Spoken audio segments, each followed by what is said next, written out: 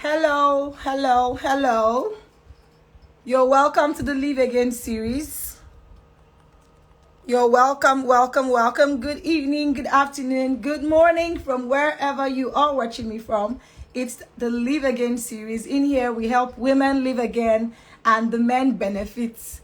We help women live again and we bring women that are living again to help other women live again. And that's how we roll at the Live Again series. So you're welcome.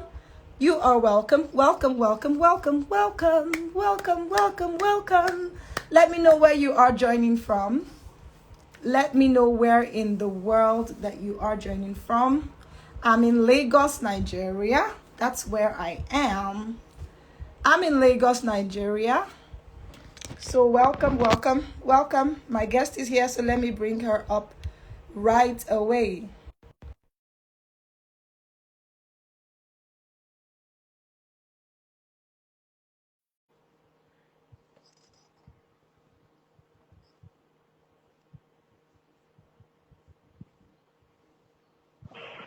Hi. Okay. Okay, I can see you now. I hope it stays like this. So is it, I can you see hope so me? too. Can I you can hear see me? you, I can hear you, and I hope it stays Fantastic. like this. Fantastic. Please let me even give it up for this your look, because this your look is giving. It's giving everything it should give. It's giving Dr. Zino. It's giving latest doctor in town. It's giving Oh my woman god. living again. It's giving. It's giving. It's The funny thing is that there was one day I showed up to a live session without this, my red lipstick. So my followers were like, Zino, please, we cannot recognize you. Go and rub your red lipstick. I'm like, okay, it's not my signature red. Oh wow, it's your signature. It looks so good. It looks so good. Welcome everyone. Welcome, welcome, welcome. In case you're wondering what is going on here, this is the Live Again series. It's a series where we feature women living again to help other women live again. And the men benefit. So if you're a man here, the principles and the practical steps are definitely going to benefit you. But if you have women that you feel like, oh, this person is not really truly living, I want this person to have a fire and a burst of life. I mean, you see Zino's videos now. You'll be wondering what is driving her, what's pushing her from behind. Why is she so driven? So go and invite them. Share this live. Click the three dots and go and share. You're going to be helping one woman live again at least. So share this live, post it. All right. So my name is Emi Fome, and I'm the founder of the Live Again movement. We help broken, abused, and distressed women live again. We also have a shelter where we house them, and it came out of my personal story. I was abused and I was broken once. I was distressed. I was helpless, depressed, everything you can think of, frustrated, broke, before I began to live again. But today is not about me. Today is about my amiable, esteemed, vivacious, resilient guest. Her name is Zino Ojogbo. Scratch that, Dr. Zino Ojogbo. I've known Zino for years. We were in the same faculty of engineering. For some who listen to her story and say, are you sure she's all this thing she's saying is true? Yes, Zino and I were in the same faculty of engineering, University of Benin. She was in chemical and I was in civil. And Zino has gone from, having a great job. Back then, I used to look at Zino and say, Baker Hughes. Hey, see company, Baker Hughes. Baker Hughes, because you all go, in fact, we all dreaming to have jobs It in was everybody's multinational. dream. Yeah, everybody's dream. So Baker Hughes, next thing, left the job. Next thing, So now, from leaving that job to becoming a single mother to relocating, and then now helping others relocate, and then getting married again and happily, emphasis on happily married again. She's definitely a woman living again. Zino Ojogbo just recently completed her doctorate degree in chemical engineering at the University of Waterloo, Canada. Her intellectual contributions earned her over $450,000 in scholarships and research awards, recognizing her outstanding dedication to advancing knowledge in her field. Committed to helping aspiring graduate school applicants succeed, Zino teaches prospective graduate school applicants to navigate the complex process of securing scholarships and studying abroad. Under her mentorship, these applicants have secured over $4 million and relocated abroad alone or with their families.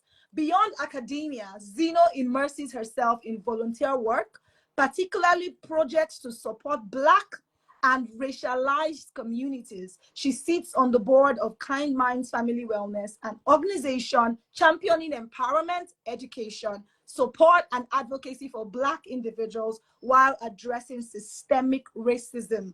She lives in Canada with the love of her life, emphasis on love of her life, and their two children. Ladies, gentlemen, please help me welcome my sister, Zino. Scratch that, Dr. Zino Ojogbo. Come on, come on. Let me see the smiling. Oh, man, I'm happy pass. Wallahi, I'm so happy. Every time I see your videos, you know, because it's so easy to put your head down and say, oh, life knocked me down. I'm telling you, sorry, undo. We all have reasons to just, you know, just keep our head down. But every time I see a woman living again, I'm like, yes, one more woman is up to help other people get up. And for me, that is really what it really means, you know, to live again. But I want to hear from you. What does the term live again mean to you? When you hear live again, what jumps at you? Oh, yeah. First of all, I want to thank you for doing this. Like, you are the real hype woman. My God. Oh my God! Wow. Okay. So, thank you for having me here today. So, when you talk about living again to me is picking yourself out of any situation that you find yourself that doesn't like benefit you, that doesn't grow you, that doesn't advance you.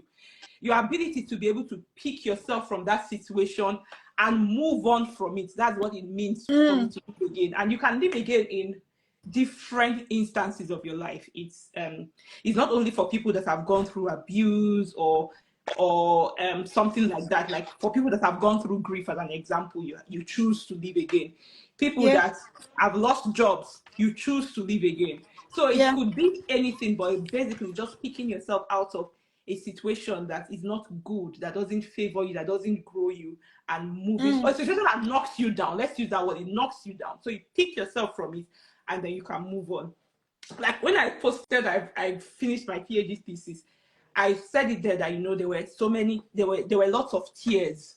But my mantra is that even if I dey cry, make I dey cry, they go front, you know. Forward. Yes. Yes. I dey cry, they go front. Yes. Wow. Yes. Wow. It's okay to cry, but just be moving forward. Yes. Just be going forward like that as you're crying. Yes. You know, sometimes people build a monument. They build a monument around crying. And whenever I say what I'm about to say, people always laugh, but it's the truth. You have a timetable for cry. So you cry today by 2 p.m. and then alarm for tomorrow, you cry again by 3 p.m. and you just cry. And because when you cry, you just feel better. While it's good to cry, and I always encourage it, is therapy. Yeah. You need to know that if you keep crying, you will put yourself in a state of inertia where you can't even move. You will want to move, but you will just be very unable to move. So cry, but don't make it a, you know, every day you wake up, you just cry and cry, even though you have to cry sometimes or a lot of times for you to feel better. I'm not saying you should not cry, but I'm just saying you need to be moving forward as you're crying. Be asking yourself, what next? What next? What's there for me? What next? You know, if not, you will remain there for a long time and you will blame your village people. So thank you, Zino, for sharing that. That is very powerful. It's picking yourself after life has knocked you down in any way. It could even be that you tried processing your papers, right? And you didn't get it the first time. It doesn't mean you will not get it the second time and the third and the fourth. Just keep trying. Zino is even here. She's the guru, relocation queen, you know, to guide you. It may even be that, you know, you didn't do the right thing the first time, and then it may even be for a number of reasons, but as long as you have that desire to keep trying, you would live again. So yeah, I like your definition. Okay, so second question. Have you ever been knocked down by life? I know the answer to this question, but the reason why I ask it is because I just ask it for asking sake. There's no human being in this life that has never been knocked down by life. Even though it's when you were trying to crawl as a baby, they now fed up. At least you have, that person has fallen down before. So, but I want to know, what are the practical steps that you took, right, to live again and to bounce back when that happened to you? So use that opportunity to share your story and tell us how life knocked you down and what you did to get back up. Okay, yeah, life has knocked me down so many times in so many ways, but there is one that stands out for me because that this one was really important to me, and but again, life happens, right? You got to move on. So I went from, first of all, I want to highlight that I picked myself up and I went from being a victim to being a survivor. This is very important because some women remain victims. So I moved from being a victim to being a survivor. I've shared this a couple times with some of my followers, and maybe a few people know that I was once a victim of, I'm a survivor of domestic violence. And I moved from that situation to become who I am now. And it is even the stories of my life, my experiences that made me to come out to social media. So I'll just give you guys a brief story. I met somebody that was supposed to be the love of my life many years ago. And yeah, I was in love. We got married. And not long after, the abuse started. When people see me, sometimes when I tell people this story, I'm quite tall. I'm like 5'8", and I have an athletic body type. When some people see me, they'll be like, as you big like this person, they beat you. Like, I don't say love, they make person mumu. Now you go even need that, make them beat you, sir. That's the big ladies, they beat you. I collect. And when it started happening, I remember I'll call my older brother, and the first time it happened, it started from 2 slaps. That was the first. And my brother told me, it's like, it's time for you to leave. Today is 2 slaps. Tomorrow is slap plus punch. Next tomorrow is full-blown beating. The next day they'll bring belts. I'm like, of course, I made excuses for him. It's typical. I made excuses for him. He was upset, he was angry. He has apologized. He will never do it again. I was wrong. Not long after it happened, it began to affect me at work. I go to work looking like a mess, and my boss would be like, you look like a mess, go home. Good thing I had a female boss who had also gone through the same thing. And she would just tell me, like, you need to leave that place. This person is never going to change. But anyways, I continued. Now, one reason why holding that relationship was important to me is because I come from a broken home. And there's this stigma that people that come from broken home, they cannot maintain home. So I wanted to really keep it. And I told my family, I'm not one that keeps, I'm not the kind of person that you say, what happens in the marriage stays in the marriage. No, because this is the reason why so many people have to deal with abuse. I told my dad, yes, I told my siblings. Yeah. Yes. But my dad will always tell me, again, it's like there's divorce in our family. So just try, just manage. Don't provoke him, just manage. But my older brother kept telling me, you need to live there. At this time, all my siblings were in the UK. It was just me in Nigeria. So my older brother would tell me, just leave. So I was just managing myself. And anytime I tried to leave, they really say that people that are in abusive marriages, it takes 7 tries for them to leave. Anytime I tried to leave, they would take his family would take my son from me and tell me, like, you came here empty-handed, you leave empty-handed. So they'll take the child from me. So I couldn't leave. I would end up going back. It got worse. There was knife attack and something. Like it got worse every time. And he would seize all of my things, my car key, my phone, my devices. Like I would not have access to anybody, my wallet. When someone just disenfranchise you. So you are stuck. Now, again, some people will say people don't leave because of money. You said I was working in Baker Hughes, so money was not my problem. Yeah. My family were not very wealthy. We're not very wealthy, but my dad, before he passed, he was working in ExxonMobil. So my brother at that time was working in British Petroleum. So money was not the problem. Because some people will say, yeah, they don't leave because of money. It's not always money. There's a mental part of it. Yeah. There's family of origin that contributes to it. Yeah, mindset. Exactly. Yeah. So I continued to try to make it work. Then it got to a time after I lost my job in Baker Hughes, during that time where oil price dropped, and that's when I decided it was time for me to move. But this time I had to plan my exit plan. Because I was already planning my exit at that time. I had to plan my exit plan because I wanted to live with my child. So I did plan my exit. I applied. My brother then told me that if you are not able to secure a scholarship, I'm going to give you £20,000. So, like I said, I was not from a family where we couldn't afford. My brother was going to give me £20,000 for me to relocate. So we had that agreement. I started working on it. Luckily for me, I was able to secure a scholarship. I carried myself and my son.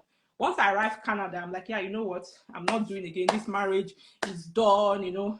And of course, you should notice that the way they will beg. It's like that rat. Yeah. You know that You rat don't go that eats under Canada your now. feet. That rat that eats under your feet. Now. The rat will bite you and to have blow To breeze blow for you you to feel breeze. cool. Oh God.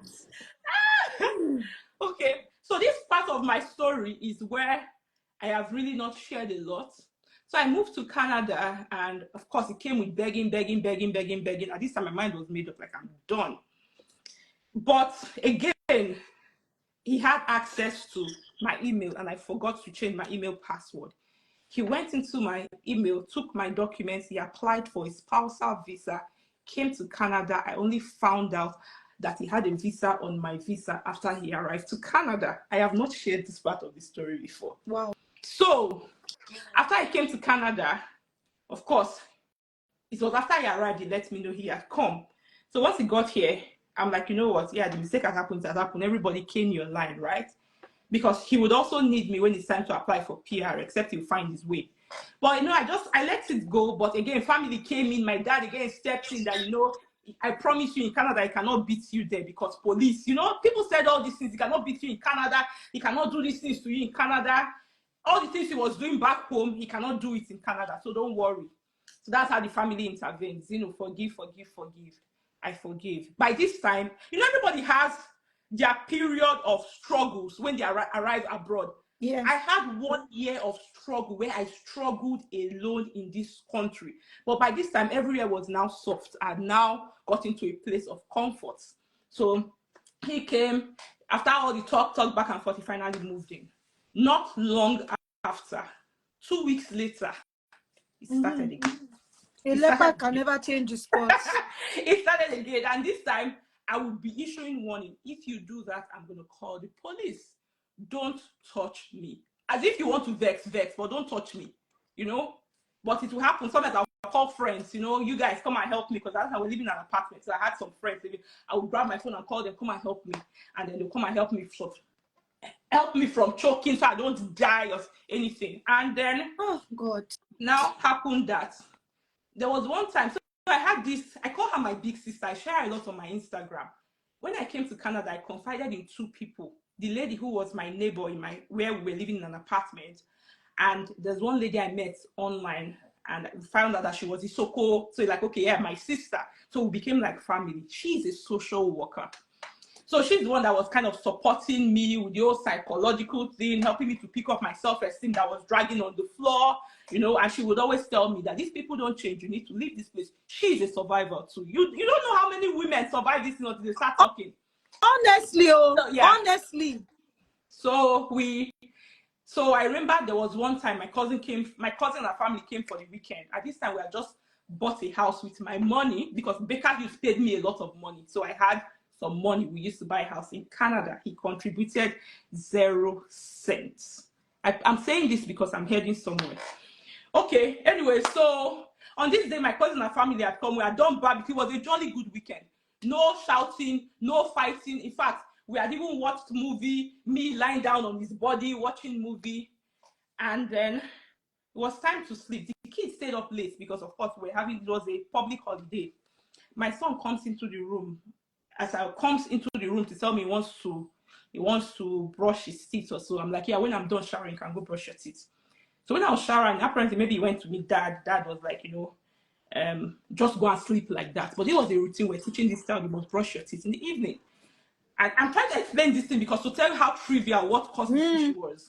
And then when he came inside, so when I finished bathing, the boy came and knocked again. This time it was like 2020. It was like 5 going 6. He came and he knocked again, and he's like, yeah, mommy, can I go brush my teeth now? And the next thing, this person that was already lying on his bed Somto, are you crazy? If you knock on that door again, you will hate your life. You will hate why you're in this family. I was beyond me. I'm like, where is this coming from? So I'm like, have we gotten to the stage where we have started threatening our child? And then he began to insult me.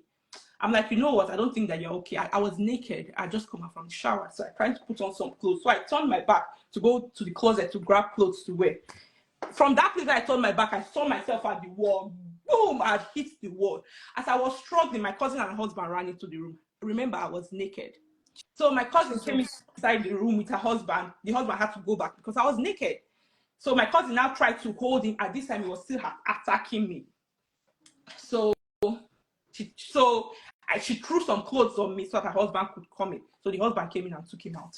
That was the last straw for me. I knew that I was done that day. It's one thing for you to abuse me when we are in the house, but when my family members are there, like it's got gotten to another level. You know? It's in the blood. It don't enter in blood. I could hear Somto crying, asking my cousin, "Is my mommy okay? Is my mommy okay? Will my mommy be okay?" Anyways, when this thing happened, I sat down in the bedroom that night. It happened like midnight. I sat down in bedroom that night and I thought it through. I did not make an impulsive decision. I thought about it thoroughly. I'm a researcher, right? So I kind of analyzed all the possible situations. In the morning, I called my big sister and I told her, this is what happened last night. I want to call the police. And she's like, you need to go to a safe place before you call the police. This was during COVID. I called the police. By this time, my cousin, everybody was still in the house. I know the way when they finish hitting you, they act like everything is normal. Well, yeah. They act like everything is normal. Yeah.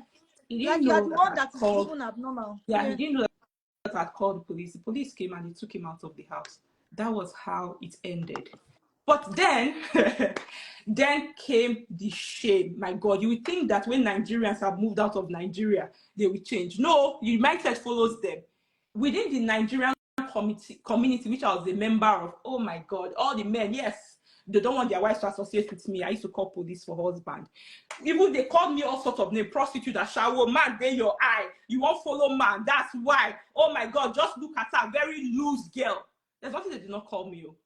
But every day, I decided that I'm going to take it one day at a time. But then there's something I want to highlight here. To remember I told you that I had this big sister who is a social worker. She gave me a lot of support, and this is something that they don't have in Nigeria, because I'm not even sure I would have been able to live if I was in Nigeria, sincerely, because I had the support of the judicial system here, family and children's services, the courts, a system navigator. If you need a lawyer, they would even pay for a lawyer for you. So I had all of this support that even my supervisor supported me. I remember one time we were in a call and I told him what happened. He had even told me that he knew, because every time he sees me, Zino, are you okay? You know, sometimes you think that people are not seeing it, but they see it.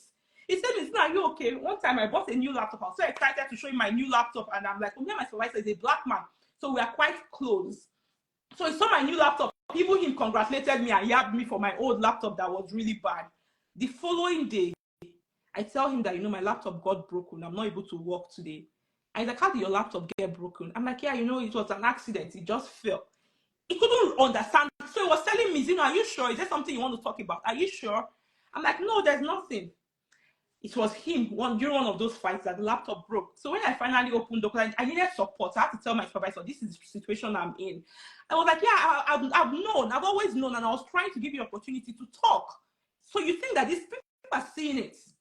And then, yeah, so I had the support of these people, right? I remember even when I was having meetings with my supervisor, our normal research meetings, and there was one day he told me, you know, I think that you are depressed. Call your doctor and tell your doctor that your supervisor says he thinks that you are depressed. So I did that. I called the doctor, and the doctor was like, yeah, you know, she now referred me to a psychologist. I had several meetings with the psychologist, and then after a few meetings, they diagnosed me with depression, anxiety, and PTSD. And they medicated me. So I took the medication the first day, but my body did not respond well. And they'll tell you that, you know, take it over a period of time. It will, yeah, you, like all of these symptoms that you're feeling is going to ease away. Somebody say, oh, because of man.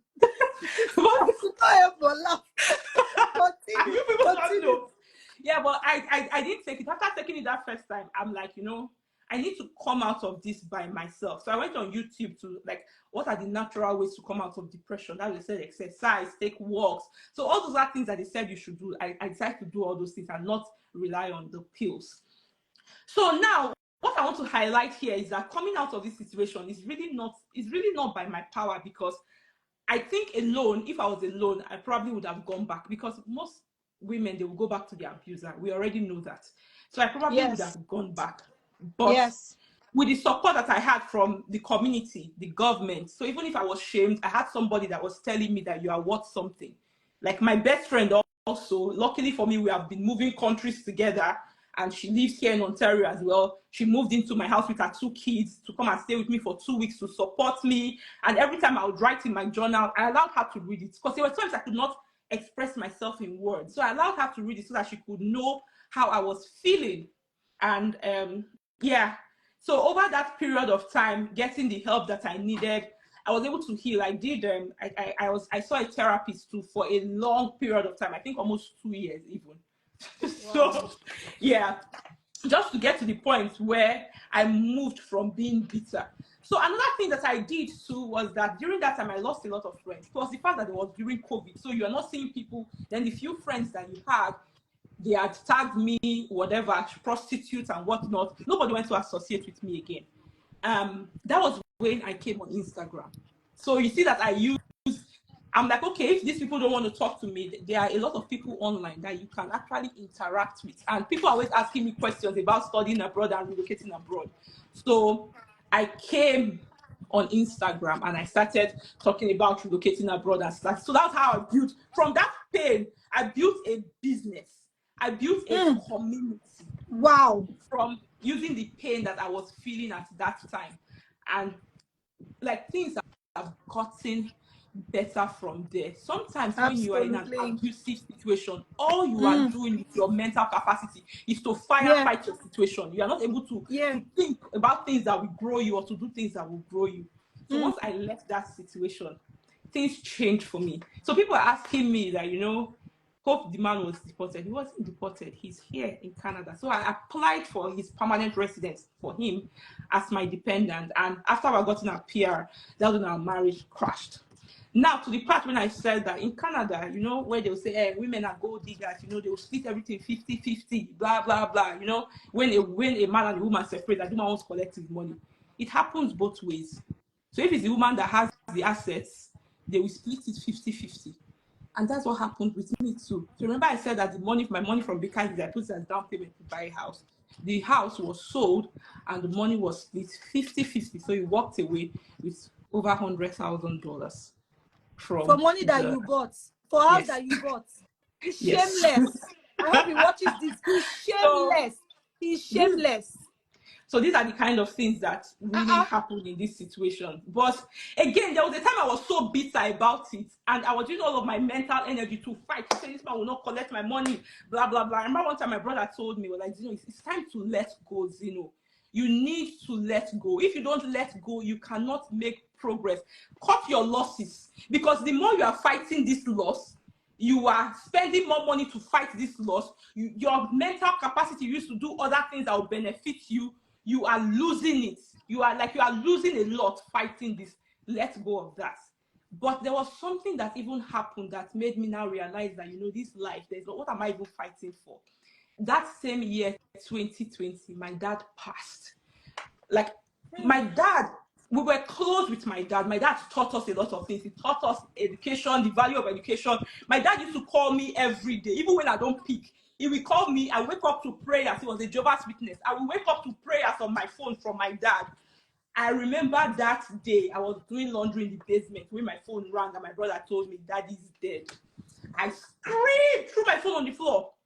I taught Somto what to do, because only me and Somto, being a single mom, I needed to equip my child. So I taught him what to do in case of emergency. If something is wrong with me, call this person. He could use his face to unlock my phone. He knew my password, so he knew what to do. So when he heard me scream, he ran, he took my phone and he called the emergency contact. So that emergency contact called a few set of people. Like 1 hour later, all my cousins, everybody were here because they had heard that my dad had passed. That was when I was really able to let go the grief, because I'm like, everything that my father worked for, maybe he has gone, he has gone. He did not carry anything. The house that he was building in Lagos, they did not put it in his coffin to bury him with it. Everything is gone. What am I fighting for? What are they brag? That was when I'm like, you know what? Just, you want to take. Just let me be. I need my sanity. And I've been dealing with that grief. It really never goes away. I've been dealing with that grief over the years.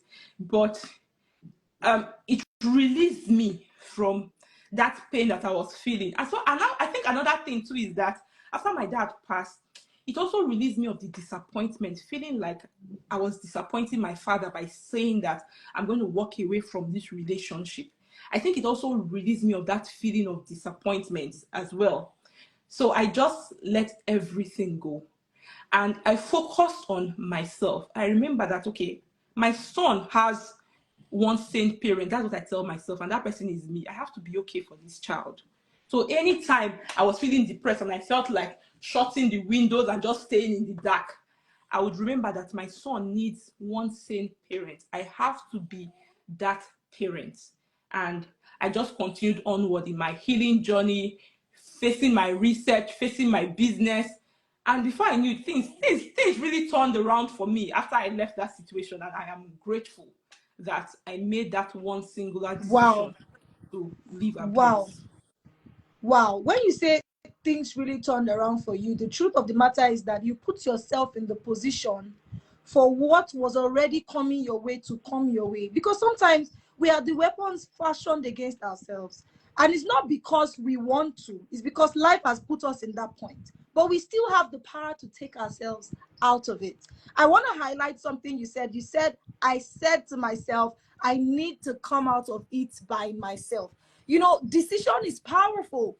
If you're listening to us and you desire to truly live and move from merely existing to truly living, or life has knocked you down and you want to live again, you have to know the power that you have. Sometimes we give power to everyone and think it's someone that is going to have that power to help us. You need to be able to know that the power to live again is already inside you, but the decision to live again is yours to make. I love that part because you said you even went. Let me highlight some of the practical steps that I picked up when you were sharing. You said you had a support system. You had somebody that you were reaching out to. And at the time, it was really just one person. And then later on, it became more people, because you had, you know how the Bible says that them that are for you are more than them that are against you. You had people that were against you, and then you had people that were for you. But Yes. in the case where you had one person that was for you, there were a lot that were telling you, look at you, prostitute. People don't know your story, and then they judge you based on what they can see, and they don't understand why you're doing what you're doing, and then they judge. You know, the funny thing, if anything happened to you, they will still come and they will still talk. They will still talk. So if you're listening to us and you're in an abusive marriage, abusive relationship, abusive situation, and you're scared of what people will say, let me tell you the truth. They will never stop saying. I can bet you that right now they are still saying. But the truth is, when you shock them with your success, they will be the ones to testify of, oh, wow, she really turned around. Oh, wow. In fact, it is in Psalm 126. When the Lord turned again the captivity of Zion, they were like them that dream. Then there's a part that says, then said the hidden. It's not you that will say it. It's not your people that love you. It's the hidden. Those enemies, those haters. They then said the hidden, the Lord has done great things for them. Don't say, you didn't hear about Dr Zino? Her doctorate, she just got it. Now, like, oh, can you imagine? Wow. Some will even have the mind to say congratulations. And then because you replied them with success, which is what I always tell many women, life knocks you down, please get back up. If not for anything, for the sake of your children. You kept saying that there needs to be one sane parent. For me, that's very powerful. Because sometimes when there are two sane parents, it leads to insanity in the child. And not just that, it leads to generational trauma in that child. Because the child begins to think that, oh, this is normal. It's okay to beat a woman, right? I remember that my children's father was telling them that when a woman misbehaves, you need to beat her. I overheard him telling them Yes, like you that when a reset woman her misbehaves, brain. Yeah, you reset yeah, her you brain. need to Yes. beat her. You Yes. know, when she misbehaves, and I'm like, what are you trying to teach them? So imagine that kind of knowledge being passed over and over again, the child will think that it's okay to beat a woman, and that child can grow up into a wife beater, right? And even that environment programs them. So Yes. it's not even about what you're telling Yeah. them. Is that they're even Yeah. there. It's more Yes. than what they are Yeah. saying. They are observing, they're watching, and they're being programmed. So don't say, I am doing it for my children. That's why I'm still there. If you are still there, you are actually harming those children. And Yes. I hope that this story from Zino actually makes you have a rethink that, look, if I don't walk away, I'm harming the same children that I'm claiming to Children protect. that you're trying, yeah. Yeah, and then Let you me add mentioned something here. I want to add ahead. something. Sorry, I don't want to Sure, forget go it. ahead. Another thing, remember I said that I used to call, there was a friend I used to call that lived in the same apartment building that would come and help me. Every time I'll call her, she'll be the one to come and separate she and her husband. You would not believe that this friend was among the people that called me a prostitute. This person so she was in it. But what am I sharing? I'm not trying to make her look like a bad person right here, but now I want to say something, because when I was in that, I lost friends, but I made new friends because I'd become a different person. So those people that knew me, they knew that abused Zino. That person that they were in love with, that person they were friends with, the new person that had become the survivor, they knew the victim. The survivor, they couldn't stand. I was irritating them. I was too much for them. And I want to say something to people listening to me. You cannot be walking into your future and be carrying your past. Let those people go. You will walk into the future with new people. Stop dragging your past. Come on. Pusha! Please, I don't I'm have to trying put this out here. But Zino, nah, you cannot just gloss over that statement. Please, you have to say it again. You cannot be walking into your future and be carrying your past. Oh my God! Yeah. Woo! Some people, they get so stuck in the past that they are carrying the past into the promise of the future. You got to leave the past there and move into the future. You cannot go there with you're still dragging this past that is not working for you. So, yeah. Hey! Oh my God! Oh, Zino, if we just end here, we have done well. Because you see, this is one reason why plenty people do not live again. They are walking into the future. They are dragging their weights, all the baggage of grandfather, baggage of father, baggage of mother, baggage of husband, baggage of boss that's, this one thing. It's just a lot. And you cannot make significant progress. Number one, when you are wounded. Number two, when you are carrying weights, they will slow you down. So you don't even forgive because the person deserves it. You forgive because you deserve it. Because you need to move on. And you mentioned that as one of the steps that you took, you said you let it go. Someone is saying that 100K pay me. But that's the thing. When you want to live again, there's something has to give. There has to be something you're willing to give. There has to be a sacrifice. For some of you, you want to travel abroad. You sold your house. Some of you sold your cars. There has to be something to give for you living again. And living again can mean different things. It can mean you relocating. It can mean you going to study. It can mean you doing different things, changing the environment. But there's a price to pay. And the truth is, you have to be willing to pay that price. Nobody can pay that price for you. If Zino had held on to that $100,000, that would have been her bondage right there. And the guy would have said, since she wants to stay, I know that she will not want to leave. Let me use this opportunity to make her stay. You need to want this thing. And the Bible says that as soon as you're tired and restless, you will lift the yoke off your neck. But many times we're not tired enough. We're not restless enough. We are in our comfort zone. For you, you bought a house. Do you know what it is to buy a house in another country? Single-handedly.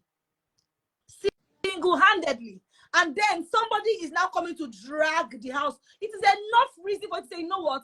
I will not leave. I will remain in this marriage forever. Let them be beating me. But you decided that, you know what? Because when you begin to grow, and you said it, when you begin to grow, one thing will happen. In fact, when you begin to live again, let me tell you one way you will know. Old people will live your life and new ones will come in. I say this all the time. It's one way you can know that you're living again. The old ones will not be able to stand the healed version of you, the high version of you, the best version. They will not be able to stand it because they'll be so uncomfortable. And then it's either you shrink to their level or they upgrade to your level. And most times they will not upgrade because they will not upgrade. So God will bring the new people into your life and you just have to lose the old one. So don't feel surprised when it starts to happen. In fact, it's a sign that you have begun to live again. And this just corroborated what I usually say about this, that when you live again, the old ones go and the new ones come. And then you mentioned therapy. Therapy helped you. Practical steps to living again. Therapy. Don't be afraid to go for therapy. It helps. And then you said you searched on Google. I have to write this one down.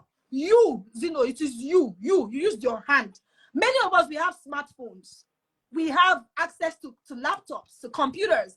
But we are waiting for somebody to come and give us the steps to take to live again. You went on Google, how to come out of depression by yourself.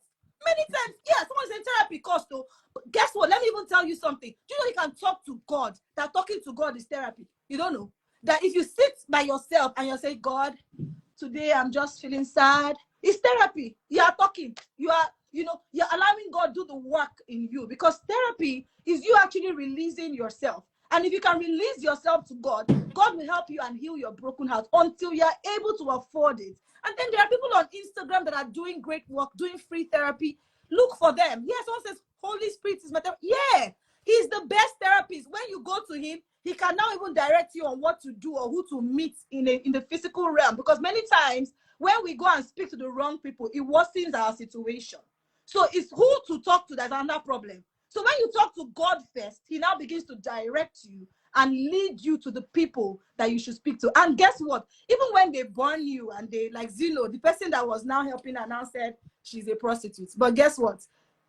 she don't already they grow inside. She don't already they handle herself. She already was dealing with it well. So she didn't let that one now make her to say, oh, even you too. I'm going to die here. No. Don't let people have control over you. Keep the control for you. What you cannot control, leave it, but you can choose your response. Life is 10% what happens to you and 90% how you respond to it. Zina chose to respond with, you know what, I'm going to grow. I'm going to live through this. And then you said something that pain was what led you to this business. It was pain. This whole thing you're doing today, the reason why you have this fire that you have is because of pain. Because you went through pain. You had to learn to live again. You had to be willing to live again against all odds. So wait till you never see now when life won't bring, where you go say, okay, oh, I will not show up and do video, or I will not do what I'm doing again because life knocked me down. Somebody said something. Somebody said something. I'd like to address it. Somebody said, take your son to therapy. He needs it. I would like to address that. And this person is correct because my son had grown up in the abuse. There were times he would be like, Mommy, stop, Daddy, stop, crying all the time. And it was now beginning to show in his behavior. He was beginning to have behavioral issues. And this boy has been in therapy for the last 3 years. And in children, they will also tell you that another thing, like, these days they have a lot of autism, ADHD, all those things that they have. And they are called neurodivergent or something. So at that time, my son had a lot of behavioral problems. His body is faster than his brain. At that time, his body was faster. So the doctor now diagnosed him with ADHD. Again, the next thing, they'll throw pills at you. But like I said, I wanted to look, all these pills have side effects. I wanted to look for something. Absolutely, they do. Something, how do I help my child? So once we started having these behavioral problems, I took him to therapy. Again, like I said, I'm in Canada, and because of being in Canada, there's a lot of support. I appreciate the support that I get. I see it as privilege because I know that in Nigeria, it's non-existent, right? So I'm privileged to have this support. So I took him to see a child therapist, and he's been seeing a therapist for a while now. He's 9 now. But again, with all of these things that I did, like we said, your child needs to have one sane parent. And I was fully involved with him, his schoolwork, talking about these behaviors, recalibrating his brain, telling him that these things are not normal. Because he remembers some of these things, like mommy and daddy are always fighting, mommy and daddy are always quarreling, daddy hits mommy. He remembers some of these things. So I had to recalibrate his brain. And as we were doing that, I began to see that all these behavioral problems were dropping. He was beginning to behave himself. He was beginning to listen. I did not have to medicate him for his ADHD that the doctor had prescribed. And there was something that stood out for me. When Paul came into my life, and I'm coming.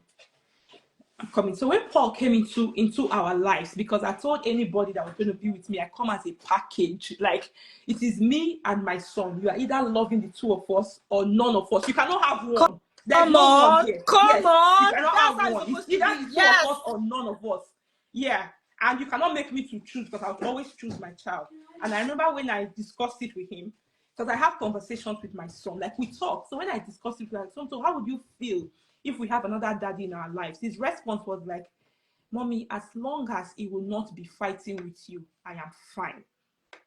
So it Wow. impacts the children as well. Whoosh. And I'm so glad that I've been able to create a loving family home for my Environment. children. Yes. Yes, And I yes, see the yes. difference between Somto and Isabella now. When I think about when Somto was that age and Isabella right now, because she has grown up in love. Somto, we have had to recalibrate. So yeah, so I wanted to point this out, that it affects the children, so that those people that are here, I'm in it for the children, you are really destroying your children, because you have to do a lot of fixing. You will I'm glad still, that I did my own when my son yeah, was still young.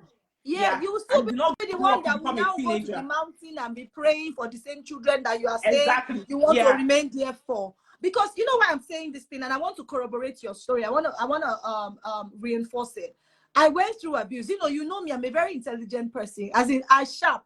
Yeah. So you go, when I went through abuse, I sat down and I asked myself, how come how did you end up with an abuser? I had to ask myself these questions. As you get sense rich, you go school, not be say you no go, you study engineering, you get sense. What it make you go marry abuser? Do you know what thing I got to find out? I discovered that because I was in the environment where my mom was being abused, what was going on with her was affecting me, but I did not know. I kept saying, God forbid, if now this marriage be. What's this? My sister, the God forbid was not enough. The is not my portion was not enough. I attracted an abuser.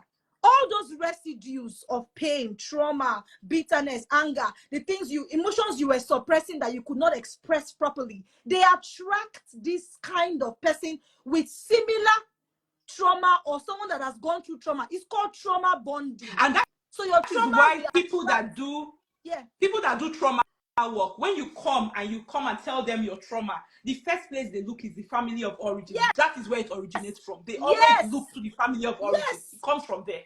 It comes Yes. from there. There is no pain. See, many times your trauma is transferred pain that your mother, your father did not deal with. Yes. Many of our parents felt like, oh, it's just abuse now. Let's just, and many of them were being silent. So it may not have been physical. It was a suppressing thing where many of our mothers could not really be who they wanted to be, and they were being suppressed. And then sometimes you grow up there, and sometimes it's even that for you, your father loved you and you guys were close. So it wasn't even a case of, oh, my father and I were never close. He was a military man. Our house was a mini barrack, like who you be. My father calls everybody, don't vanish. We're not close here. He's calling you that he said that what? If my father call who? If he call you, be afraid. Something is happening. Something has happened. Not that kind of thing. So all those void was even there. Those void. Sometimes if you're listening to us and you had a father that was present but absent, you will unconsciously be looking for love in a man and expecting him to be a father figure to you. That alone is evident unconscious programming. Evident unconscious programming that you have to know that this thing exists. Stop playing with trauma. Stop playing with pain and saying, oh, I can do it. Because resilience is not that you are managing pain and tolerating nonsense and accepting a life that is less because you feel you are strong. That's not resilience. And we'll get into that when I ask you about how you handle pain. But you want to say something? Yes, another thing I was going to say is that, people need healing. Sometimes it may have been the one that was abused, and maybe you feel like, it's not my fault, it's this person's fault, but you don't look to yourself to say that, okay, what part did you play in this? I need to get healing. The part that you played in this could be the fact that you decided to be with that kind of person. That may have been your own part that you played. And it was very important to me that I did not jump into the next relationship. I had to heal myself for me first. it was important that I did not attract the same kind of person again, because I knew Yes. that I was going to land in the same situation again if I had just gone out there. Yes. So Yes. I healed first. And when I think about who I have become after I'd left that being a victim to being a survivor, the Zino of me, the Zino before, the person that I'm with now, I would not be with that person, Yes. the Zino before, because it's too Because soft, low or it's too calm, self-esteem. it's too tender. Yes. You know, this person cannot handle me. When you hear a woman say this person cannot handle me, it's trauma that is speaking. Why can they not handle you? Are you an animal? He said, Bam. it used to be me. I'll say that this person cannot handle me. It's too soft for me. Me, I'm too strong. I'm hot-headed. I'm stubborn. I need a strong man that can diminish me. It's your trauma that is speaking. You don't need that kind of person. So Paul is very soft, very tender, That's very actually kind, what very strong loving. women need. They need that tenderness. Yes. Because to balance that masculine energy for feminine, you need that soft man. Yeah. That's actually, as long as he's able to protect you and be a man for you. You don't need a macho man that will not be exactly. Why is Precious laughing? I hope we're learning. There's a lot to learn. There's a lot to learn from here. Yeah, Paul. We salute you, Paul. Thank you for taking care of my friend. One day I'm gonna see you. Physically, I'm gonna hail you. But for now, thank you for taking care of my friend. I mean, look at how she's glowing. Zino is proof that life can knock you down, but you can get back up. Life may be unfair to you, but you can decide out of life who you want to become. Irrespective of what has happened to you, as long as you say, I will live again. I must live again. I must live again. Trust me, that decision is the first step. At least after that, you begin to take conscious steps to living again. And who you have around you also matters. It matters a great deal. Some of you have to change the environment to live again, because the reason why you're even existing in the first place, merely existing, or the reason why you have gotten to the point you are, is because of your current environment. You might need to leave. And if that is you, please, I want to beg you, don't look at what you're going through to judge your life. Please, I want to beg you. We're in Nigeria. I'm in Nigeria right now. There's a lot happening in Nigeria. It's enough to say, is there any hope? But let me tell you something. As long as you are alive and you have that desire, God will make things happen that will make, teaches about scholarship. For example, you can get a scholarship and you can relocate. You don't need to have all the money, but that desire is what will bring that opportunity. Once you have decided that you cannot live again, there's no hope for me, it is over for me, nothing that anybody else can do, because there is no attraction. Your desire is the attraction. Keep that desire burning and keep following Zino, keep following her steps. You don't know, God will just bring one opportunity, and before you know what is happening, you are on the other side. But then I want to emphasize that change does not happen by change of location alone. A goat in Nigeria is a goat abroad. That's why her ex-husband went abroad and continued to beat her. A goat in Nigeria will not become a lion abroad. So while you're doing what you're doing, please, I beg you, pay attention to your inside, because your inside controls the outside. Forget all this one that we're doing makeup, we wear hair. Many women are like that. We wear hair, we look fine, but inside we are dying slowly. We are a mess on the inside, and that is not what God wants for you. If you want to say you are living again, there has to be a congruence between your inside and your outside. In fact, is that glow. Sometimes, you come online, you don't make up when you come online, but your glow. You are a woman that is being loved properly, a woman that is in the right environment, a woman that is happy. It shows. It's not about makeup. Do this for your generations coming after you, so that they will not end up in trauma. This thing is serious. So, hey, let me keep quiet. Let me reduce my voice so that they'll say I'm shouting. But honestly speaking, you need to live again. I love what God did for Zino, but I also love what Zino did for herself. Because my pastor always says something. Someone is saying, is it possible without money? Is it possible without money? Well, nothing God cannot do. What God cannot do does not exist. It can even be that somebody there are scholarships that are full, even that covers everything, flight tickets, even your application fee. They have such scholarships like that. So she has answered your question. Someone says I was shouting. My brother, is this a boy, a man, or a woman, or Chuko, I guess? Are you Isoko? So we can be Isokorizing ourselves. Oh, wow. See, I have to shout because I went through trauma. I went through it and it almost killed me. I'm not joking. I lost everything. I started my life from scratch. and today I'm living again. But guess what? Nobody coming after me will ever go through what I went through. In fact, that's one of my And driving points. don't pay attention to what people tell you. They are going to call you names. They will shame you as shadow prostitute. Yeah. People me said they say after one, no man will ever look your corner again after one. Cargo, what they used to say, second hand, okrika, cargo. They call me a lot of names. Let me tell you, my man is fresh, never married, Come on, no kids, my no man. drama. Come on, come on. Minted, freshly minted. I love it. Don't So settle just for imagine if I less. had run. Don't settle. If I had run with those things that people told me, I would feel like I'm not good enough. So when I see a man that doesn't have drama, I'll feel like I don't deserve this man. Come on, come on. See, let me tell you, you deserve the very best. But nobody can see you finish except you see yourself finish. I say this all the time. If anybody will see you finish, it's because you saw yourself finish. Yeah. That is why they will see you finish. So you like Zino said, so that you will not attract the same person. Because the man might have come down, she'll be saying, I don't deserve this. I don't deserve this. Let me just anything when they do make I just take calm. No, you are see. Let me say this before I ask you the next question. There's a lady on Instagram. She has no legs, none whatsoever.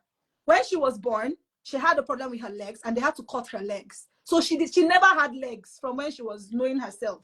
Guess what? She's happily married to a white Oyibo man, and she has 4 kids. Oh, yeah, I know the woman. Yeah. Second of all, and this is the thing, the man adores her. So this is the thing, the man adores her. Another lady on Instagram, her name is Lizzie. Oh, you can go and search this person. She had an accident and she uses a wheelchair, right? If you see the fine boy where she married, fine boy where get money, you understand? Agbabola, how much is money? Don't settle for rubbish because you feel that you have 4, you have 2, you have 3, you have 5. You are a human being with a destiny, and your destiny cannot be truncated because one person decided not to recognize that you are gold. If you have gold, for example, this neck piece I'm wearing now, and I throw this thing away, is it this neck piece's fault? No, I am the one that did not recognize that this is gold. So I cannot be blaming the neck piece. That is what happens when you are blaming yourself for the abuse that you went through. You are gold. The problem is you don't know. So somebody else is treating you like bronze and wood, and you're accepting it. If the person decides to leave you, it's not your fault. You are gold. Now the person lose. Next question. End of discussion. Let's just drop mic on that one. Let's go to the next question. Next question. Next question. Why is it important to live again? Because now you are on this other side and you're now helping other people. I mean, sometimes you do your videos and you talk to single mothers and you tell them, look, you can give your child a better future. You can give yourself a better, and I see the passion you have for single parents especially. And I know that it's very fulfilling that you're living again, apart from every other benefit that you get. But now that you're on this side, and then you're coming from the side of being a victim, and now you're a survivor, and then you're thriving, why would you say it is important to live again? What is at stake? What is the big deal about living again, and why should a person listening to us live again? Okay, so for people that are in challenges, well, in situations where life has knocked them down, I'm sure that you don't enjoy where you are. You don't enjoy that situation. But the problem is that these people, they are so, because of their current situation that they are so blinded to see that they have a whole lot of future ahead of them. Like, sometimes I tell myself that what I have in store for me to come is way more than what I have lived in the past. So this is enough reason for me to want to go ahead. But like you rightly said, you must want to do it for yourself. So again, you have a lot in store for you. You have a lot ahead for you, but you need to find that zeal, that motivation for you to want to live it again. And sometimes you need to ask yourself, like, why? At that time where they had diagnosed me with depression, the reason why I had to come out for that depression, because I told myself every day, my child needs a sane mother. My child needs a sane mother. I would remind myself of that, and I would stand up from my bed, even if I didn't want to stand up. Again, for people, it will be different for them. Depends on what their life is, what their situation is. But you need to hold on to that one thing. And you need to remind yourself that this is not the kind of life that God does not want pain for his children. He does not want you to live in abuse. He does not want you to live in unhappiness, you know. So you have to pick yourself. When I lost my job in Baker Hughes, then I felt like it was like, okay, like my life was done. Like, how am I even going to cope in this Lagos, this expensive Lagos? How will I even cope in this Lagos? But then again, I knew that I was what, 28 or so. Like my life ahead of me is way more. So am I going to stay there and be sulking in this situation just because I've lost my job? No, I quickly went and carried my certificate from that blue folder we used to hide. I dusted it. I'm like, is this certificate that's going to carry me to the abroad? And that was when I decided that I'm going to focus on this my abroad journey. Let me take my child there. Now, as I was doing that, there was risk. I was going with a 2-year-old. People had told me, don't worry, this abroad that you're going to, people that go alone, they don't even succeed. Talk about you that's carrying a child. Leave your child for your mother. Now, there's nothing wrong with leaving my child for my mother, because I know that my mother can take care of my child. But I knew that me being separated from my child would do me more harm than good. Let the two of us be here and be suffering. Yeah, let's stay here and be suffering together. I carried the child with me. I took a risk. And I carried that child with me. When we came, people that have relocated, you know, some people will come, they'll say, when I came to Canada, I bought G-Wagon, I bought Benz. That was not my story. Oh. I went through it when I came to this country. And I share this thing because I try to manage people's expectations. Not because I like to share my pain. But some people will see me today and they'll be like, yeah, because you are living soft life. Even me, I've seen it too. There were times where in this Canada where I couldn't feed, I worked at Tim Hortons. Tim Hortons is a coffee and donut shop here. The location where I work, they allow you to eat there. Like, take food and eat, don't take it home. So I will eat there. The money that I have for grocery, I will use it and buy food. Only sometimes we eat that one. Why? Because we didn't have. And I was just managing to get by. And I don't like to burden anybody. I told you, my brother told me he was going to give me 20,000 pounds. I never collected £1 from that money because I know that it was a sacrifice he was making. And I'm like, if I can manage myself somehow, shall I be hustling? Let me hustle my way through. And I did that and I hustled. But again, like I said, I found out that I've been able to do a lot of things from my pain. In that pain I was going through, I'm like, is this I want to live in this Canada with my son? I did not come here to suffer. I sat in front of my computer and started applying for every single scholarship possible. I was applying left, right, center. Even if it's $500, I will apply for it, because if I work $500, I may be working for 1 week to work 500. If it will take me a few hours in my computer to apply for scholarship. And that was how I landed multiple scholarships that I start. I did not have to work again because of those scholarships. So you need to find it within you. Don't allow pain to knock you down. Instead, let that pain propel you, because sometimes they tell you that you need to take a few steps back. Sometimes you take a few steps back to go forward. Even when you want to shoot with catapult, if you hold the catapult like that, it will not go far. But when you pull it back, it will go far. So sometimes people need to realize that this is a phase, is a period. You are passing through. This is not your story. This is not your destination. You are passing through. So we need to embrace these challenges. Embrace the pain, but don't stay there. Woo!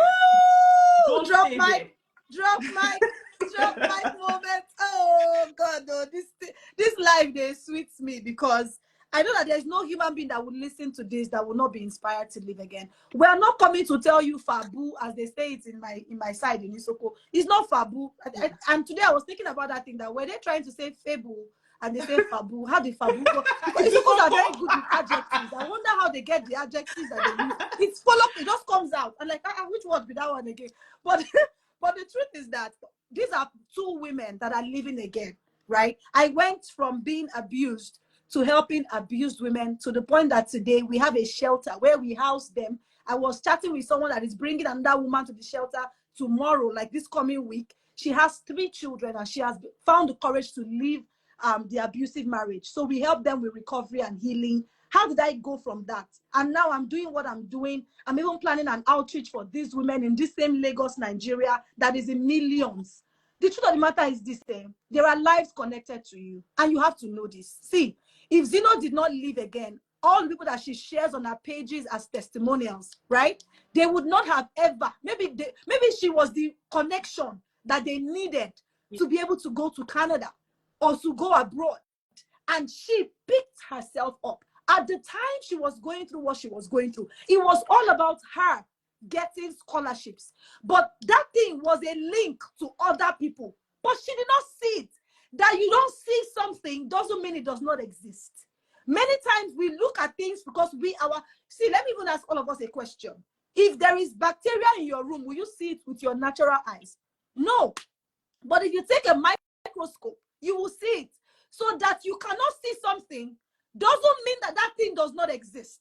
The thing is that you cannot see it right now because of what you're going through. But don't let what you're going through color your eyes and your perspective, because it has the tendency to do so. Where you begin to see the world through the eyes of what you're going through and see yourself through the eyes of what you're going through. You are more. Zino said it. You need to want more out of your life.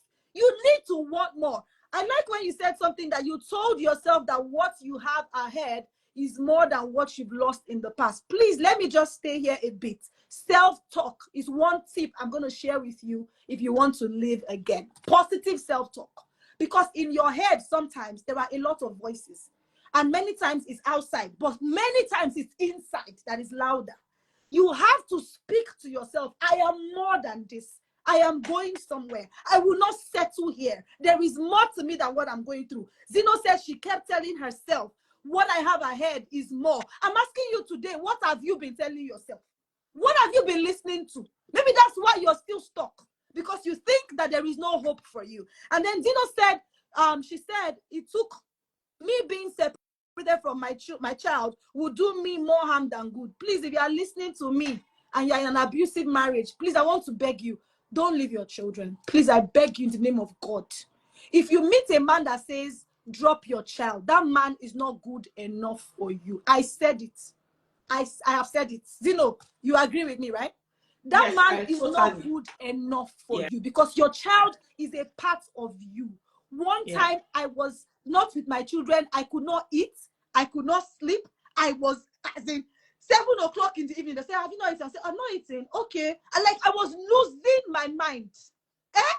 Those children will now, see, maybe you don't have the means, so don't stay there and now die there because of that. But do everything in your power to try to take your children. And now, Zino, the truth of the matter is that right now there is support in Nigeria from people like us that have gone through it. Because we have gone through it, we have that compassion, right? And Lagos State, where I am, is doing a lot to help domestic violence victims. They will carry police and they go there and they get the man to sign undertaking and they do so much. And the only time a woman will still remain there is if she wants to remain there, because it's the one we're trying to help. Her husband beat her. She had bandage on her head, bandage. She even lost her voice. She could not talk. Guess what? She still went back to the man. You know, another thing is that some people, and I find out that not only in relationships, some people don't look at the big picture. A lot of people, they are so short-sighted. Like, I'll give you an example. There was one of my friends who, like, she's way older than me, and she left, and she was telling me her story because I met her after things were good. When she left her abuser, the guy was living in a mansion. He had money, you know, and she did not have a lot. She had to go. Imagine living in a mansion to go and live in a shelter where they have bunk beds. She had to go and live in that shelter. But some people, they cannot leave that mansion to the shelter because they're only looking at mansion is the problem. They can enjoy it now. Yes. But now she has businesses. She's doing very well. Has houses, not a household, houses.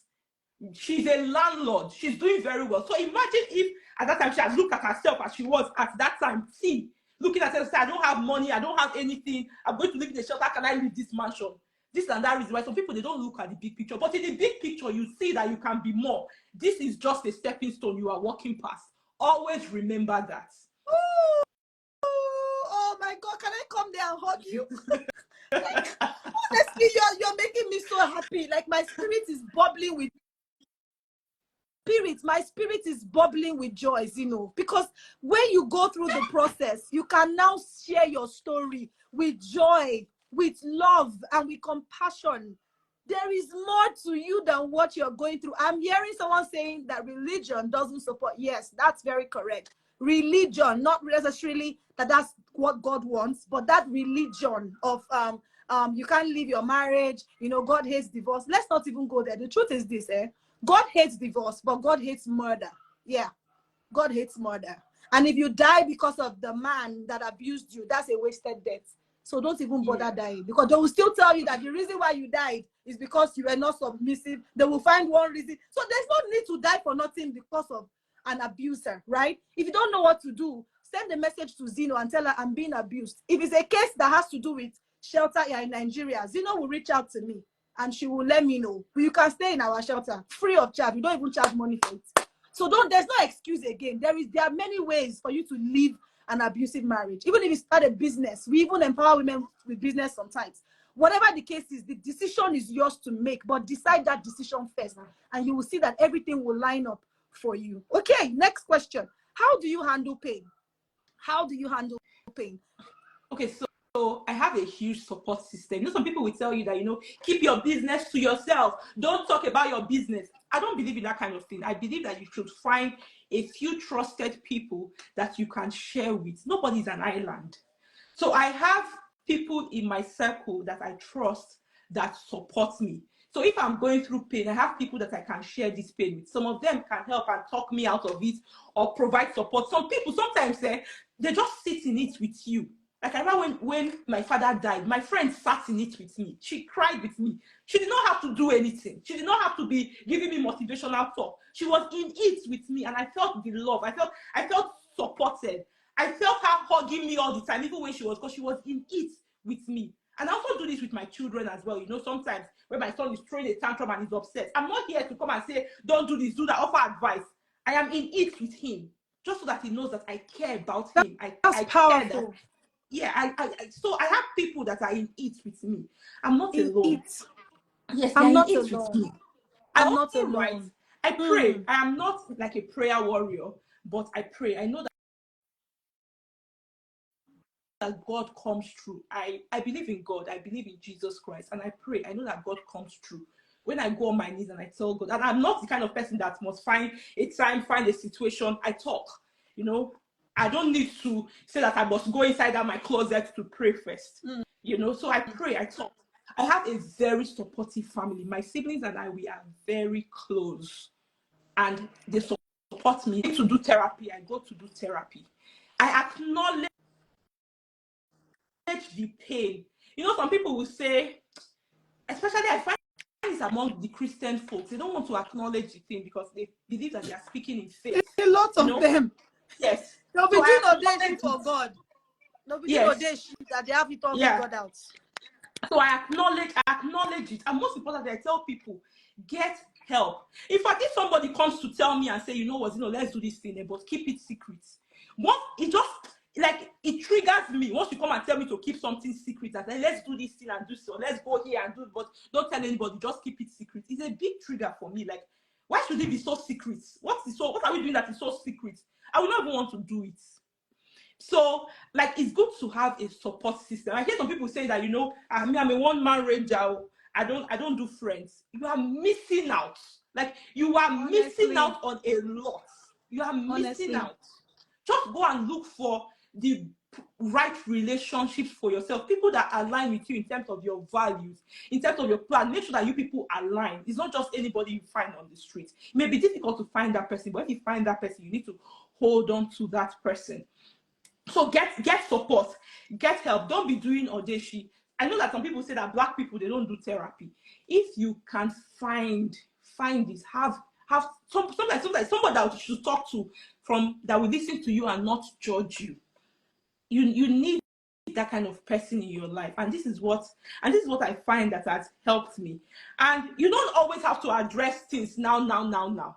So because of my past trauma, sometimes, my ex sometimes still triggers me, but I choose not to respond because I choose my peace. I choose myself. Choice. Yes. So I will choose not to respond. I will choose not to give that thing or that person that is triggering me my time.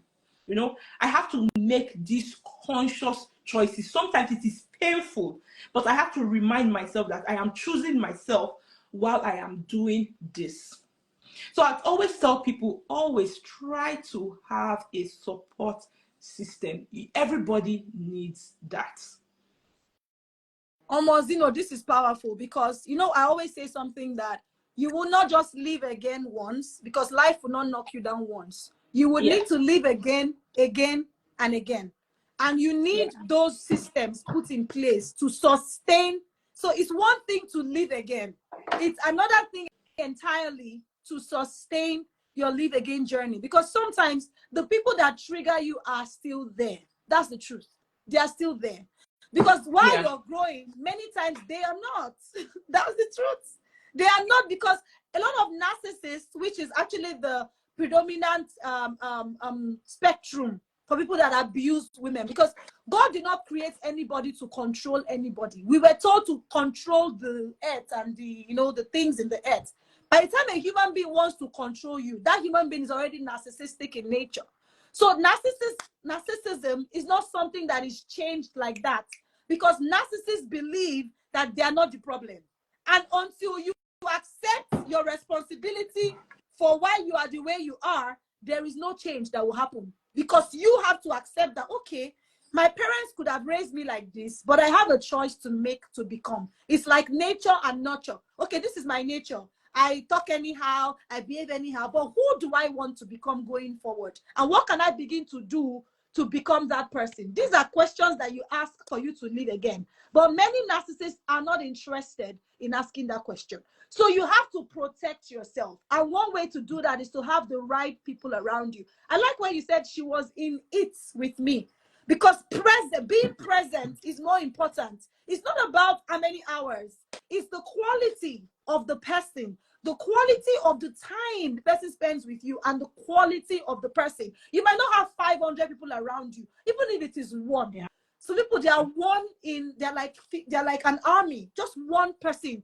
You are aware that I have somebody. Please find that person. If you don't have that person, let me give you one tip that helped me. Pray that person into your life. The person might just be your neighbor. You might not be aware. Me, I had to pray. I say, God, bring in the right relationships into my life. And today, I know so many high net worth individuals. I have done business with a number of high net worth individuals. I MC events with these people. God puts me in those places. He brings them. I'm in a place and they come to me. Why? Because you begin to attract people when you are growing. That's why you need to heal. It's so important. You're not healing because of me, because of Zino, because of anybody. You're healing first for yourself, because hurting people hurt others. And you don't want to keep hurting others. You need to heal for your generation, because if somebody in your lineage healed, you will not have attracted an abuser in the first place.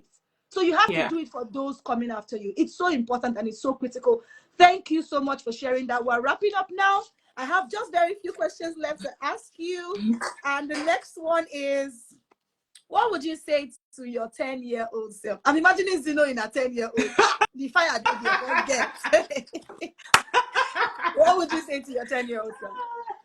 To my 10-year-old self, I'll tell myself that you are strong. You can overcome anything. Yeah, you have it on the inside of you. You can face anything. You can overcome anything. You are strong. So I just think about myself there, and those days it snaps. I can imagine. Oh my God! Yeah, so that's what I would tell myself. I know you were strong as a 10-year-old, because I look at my pictures. My mom will be like, I know they agree. This no agree for anybody. Did not start this year. It was me that started it. Those kind of children, when they agree, that was who I was. But at my 10-year-old, when I was 10 years, I had become very timid, because I was now listening to people. You talk too much. Why are you like this? Yeah, too. And then I listened to them. But thank God that I snapped out of that. And today I am the woman that God has made me to be. Strong woman. I'm not apologetic about it. Because guess what? If I was not strong, I wouldn't have been able to conquer what I went through. What I went through would have conquered me.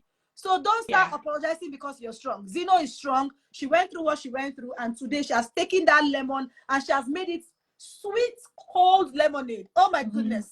Even the lemon step is afraid. That if only I had known, I would have not even bothered with this pain, because Zino has taken that pain. And really, sis, I really want to celebrate that in you.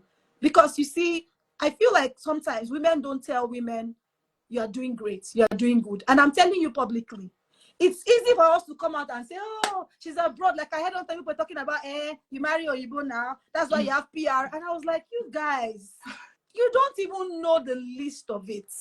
it takes a lot to live again. Do you know that living again, someone is saying share your mistakes. Okay, so we'll take that.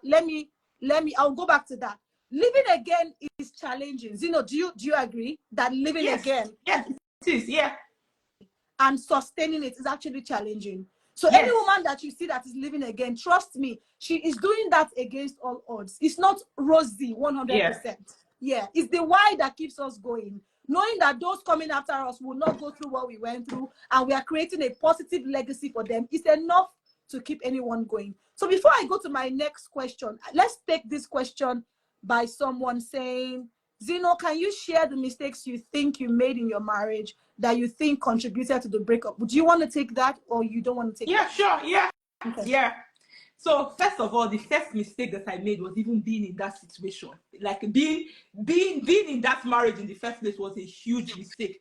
And you know, sometimes when you are in love, other people around you are seeing, but you are so blind. You are blind, yeah. Yeah, You because people justify warned the me. I cannot nonsense. even say that. Yeah, so people saw and they warned me because they could see and they warned me, but I was so in love that, you know, myself, I'm not grief for anybody. So being in that situation, first of all, was a mistake. Then secondly, when the first time that he hit me, I mentioned it to my brother, and my brother was like, yeah, it's time for you to leave. This is how it starts. It's from one slap. So that from clap, they enter dance, right? From one slap, if we enter 2 slaps, to kick, to punch. I continued to stay and to make excuses for him. That was another huge mistake that I made. I should have left at that time. But that was another huge mistake that I made. Another mistake I made was me thinking that I have the capacity to change this person and to fix him. I can't. That's the big. I don't. Are you Jesus Christ? Did I create Even this Jesus person? Christ cannot change people. Yes. I Until didn't they create this agree person. to Why change. would I feel like? Yeah, why would I feel like I have the capacity? That was a huge mistake. I was trying everything that I could, trying to change him, trying to fix him. And it's like the more I did that, it's like the more he got angry. Yeah, he will and somebody will tell him, you. you need to reset her brain, and then I'll receive a few beating, and I'll cry and make excuse, and he will come and apologize, and I'll forgive again. So me trying to fix him, that was another mistake that I made in that relationship. I never should have even bothered. People are, it's only God that can change people. I cannot change somebody. I did not create a human being. Why would I feel like I can change this person? And people are who they are. I was seeing the signs, like I could see the words was not matching the action. You are telling me one thing, but your action is showing something else, and I could see it. But no, I did not act on the action that I was seeing. I was just hopeful with the words, even if the words was opposite from the action. So again, these are mistakes that I made, that I never should have made any of these mistakes. Nobody deserves to be hit. Even if I curse him, mama, curse him, papa, it does not reach. It's not any reason for somebody to come and you don't have me. a right to beat a woman. One question I ask people: if your colleague at work should insult you, will you slap them? No. Why do you feel like you slap your spouse? Yes. Why will you slap your spouse? So it's there's no excuse. There's no excuse. Stop making and that's the thing. We tolerate it, thinking. For me, I used to hear do this for there to be peace. Do this for peace to reign. And then I'll hear, oh, if you want the peace to reign. One time he asked me for my password of my phone, and I gave it to him. There's nothing if I did the unspeakable. But one thing I always say is, I always tell women, especially when they call and say, oh, I'm going through this. If it's not life-threatening, I will not advise you to leave your marriage. What I will even tell you to do is, even when it's life-threatening, separate first.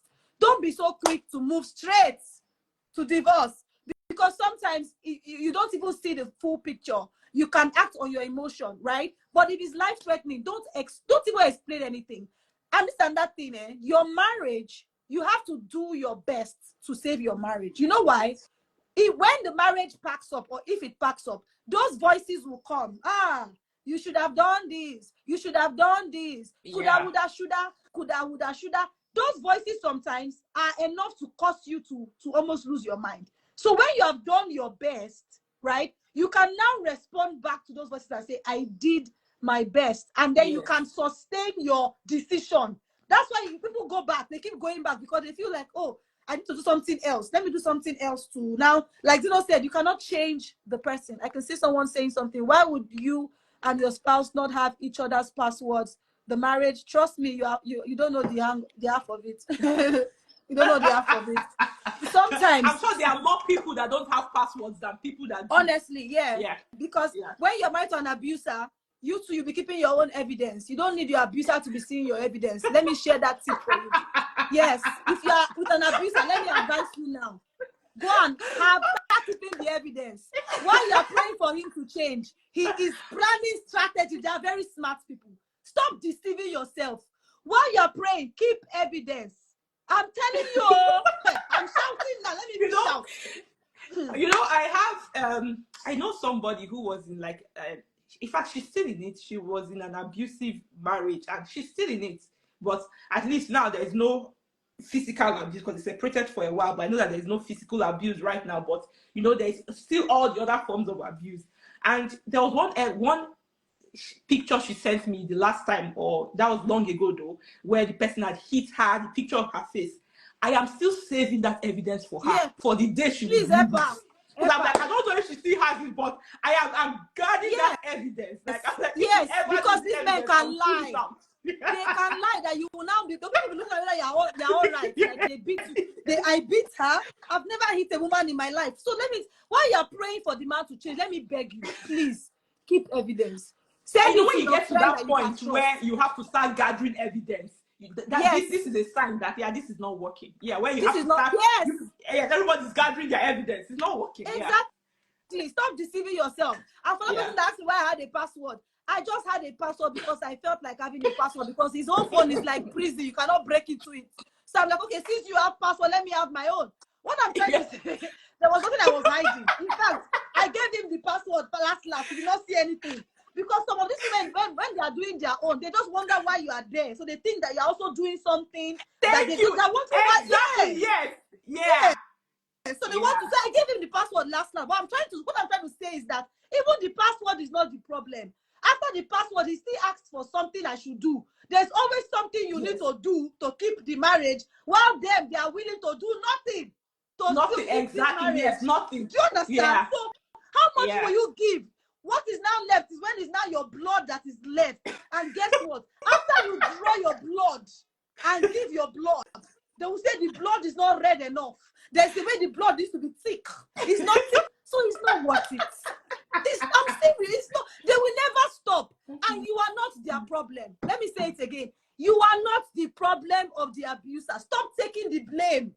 You now go and do fine hair. That time I'll go and fix. Oh, Jesus, Zino.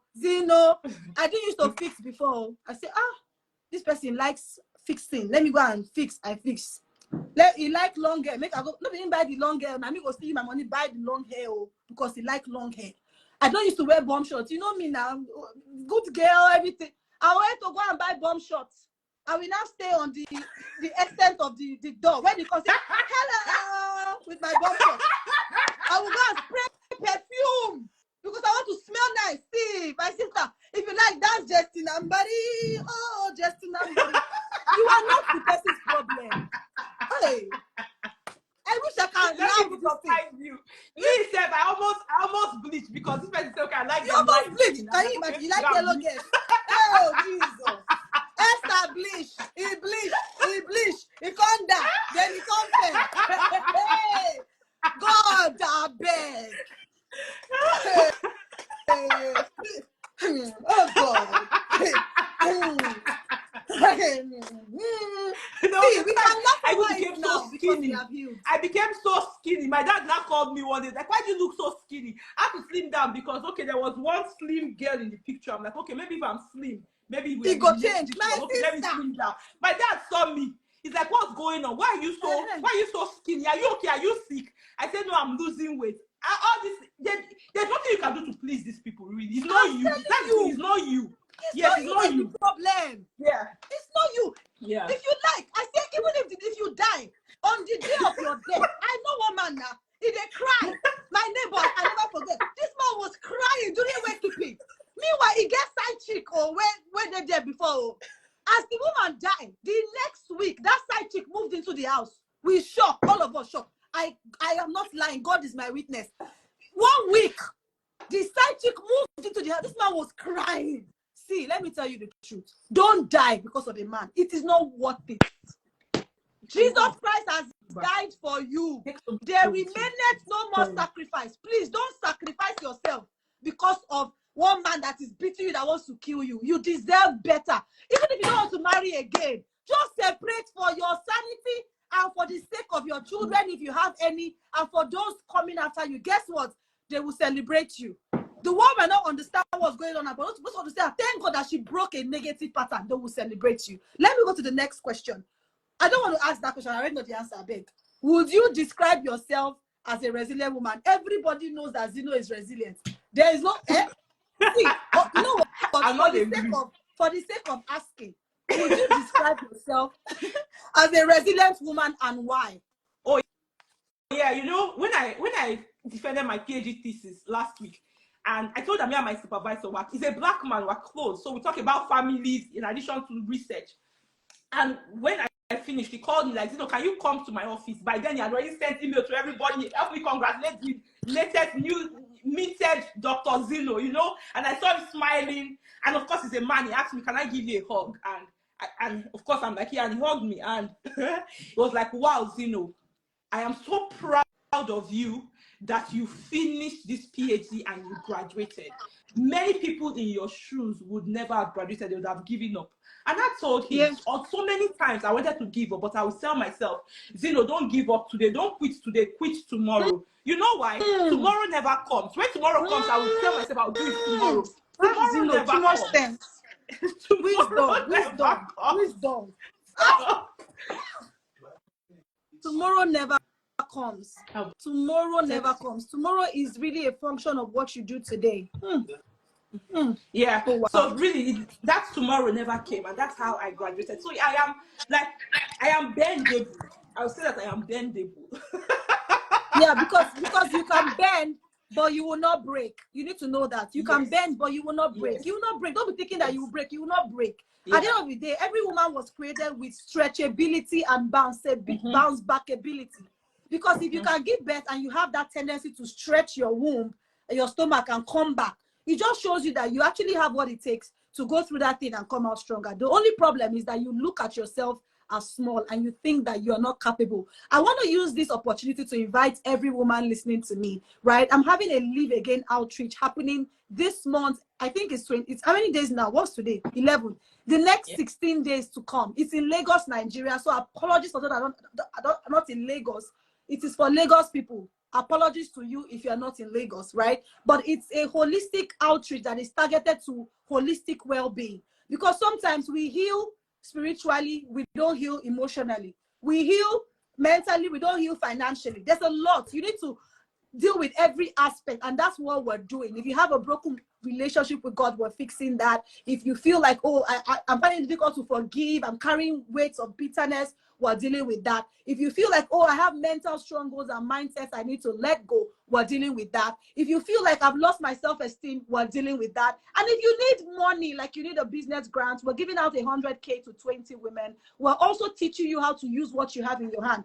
Zino, I don't know if I shared with you, when I went through what I went through, I had a 9-to-5 job. It was the peak of my career at the time. I was a manager managing 30 staff, and I was being called ma up and down. I had a staff car and a driver. So to the world, I was looking like, oh, man, God, when? But to me, I knew that I was dying. I would always lock up in my office and cry. So when I lost my job, and because I used to MC part-time on Saturdays, since I was working like, you know, weekdays, I now took that MC and I started doing it full-time. And trust me, it was from that MC, I became a speaker. From speaker, I became a coach. And now I'm training to be a therapist.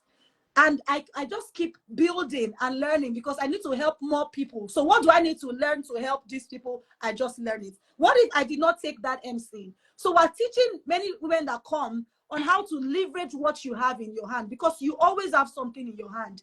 For you, you had been applying for scholarships and you had that experience. And that's what you had in your hand. Yeah. So there's always something you have in your hand. And that financial part is supposed to help you see that thing that you have in your hand and help you develop it. And also teach you, if you have let's say, for example, you have a CV and your CV is not in the right way. We have HR experts that would help you review your CV and give you employability tips and help you to become more employable. And then the second part of that outreach is the self-care, because I think that many women don't take care of themselves.